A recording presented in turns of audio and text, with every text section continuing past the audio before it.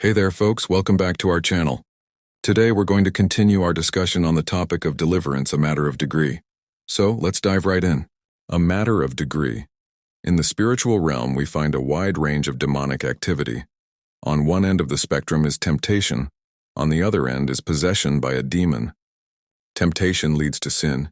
Sin, if not healed, may lead to compulsion and further loss of freedom. Sin and all the works of the devil are designed to bring us progressively into deeper bondage. Like cancer, sin spreads its negative effects to other parts of one's life if left untreated. The deeper bondage a person experiences, the greater the need for help that goes beyond the regular practice of the faith. Deliverance is a normal means God has given us to resist the devil, a ministry that can rescue the believer at almost any stage of rebellion. Deliverance ministry could be considered any authentically Christian means by which people help others overcome the devil's influence in their lives, and it should take place in the ordinary life of a Catholic.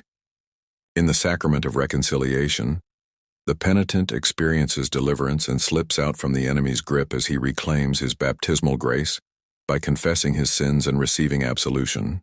But deliverance may also take place through prayers of intercession. When Jesus taught his disciples to pray, he was teaching us as well to pray, "Deliver us from the evil one." Matthew 6:13 NAB. Deliverance may also take place as part of spiritual direction or a retreat, or may come as the truth is proclaimed. As you can see, the normality of deliverance means that every Catholic can serve as a minister to another, as we evangelize our friends, helping them offer a more complete yes, like Mary's fiat, to Jesus Christ.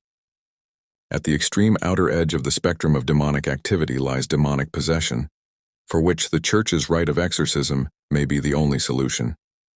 When I refer to exorcism here, I'm not referring to the simple exorcism of baptism or of the catechumenate. In contrast with something performed yearly, like the Saint Blaise's blessing of throats or the renewal of baptismal vows, true exorcism is and should be very rare. It is a very special provision that has been made for people who, over time, have submerged and lost their true identity to a demonic power. In exorcism, the afflicted one steps aside as the priest confronts the demonic spirits, seeking to drive them out through the use of the sacred liturgical ritual of the Church. This liturgical rite is only to be used for those who have been determined by the Church to be possessed. Unfortunately, there is a great deal of confusion over what constitutes possession, whether an exorcism is warranted, what deliverance ministry really is, and who in the Church has the right to minister deliverance anyway. As long ago as 1983, Léon Cardinal Suenens published a book entitled Renouveau et puissance des ténèbres, Renewal and the Powers of Darkness. In it, he pointed to the present-day confusion that results from a failure to address the need for deliverance of those who are not possessed. Cases of genuine possession, which only the bishop or his delegate may deal with, are rare. But everything that falls short of possession in the strict sense remains a blurred, ill-defined area, where confusion and ambiguity prevail. First, I believe that the gift that God gives the Church in the rite of exorcism will not be seen in its proper perspective unless there is a wider understanding of deliverance ministry.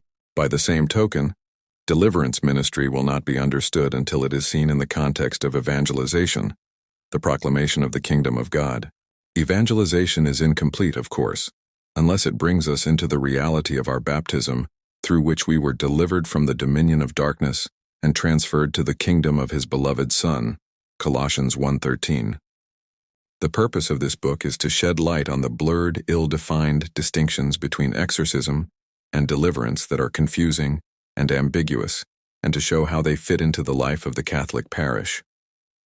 Above all, my purpose is to show how the Lord's freedom can be gained and held through deliverance, so that the need for exorcism will rarely arise.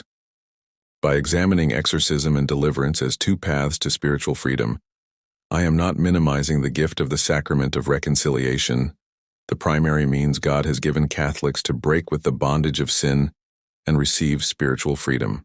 But by focusing on exorcism and deliverance, I hope to help overcome some of the confusion that masks the gift God has provided. In the final chapters, I will reflect on how the sacraments, exorcism, and deliverance ministry are interwoven as the Church continues the ministry of Jesus, who came to destroy the works of the devil, 1 John 3:8, and to set at liberty those who are oppressed. Luke 4:18. Thank you so much for joining us today. If you found this discussion helpful, please don't forget to like, share, and subscribe to our channel. Stay tuned for more inspiring and uplifting content. Until next time, take care and remember, you belong.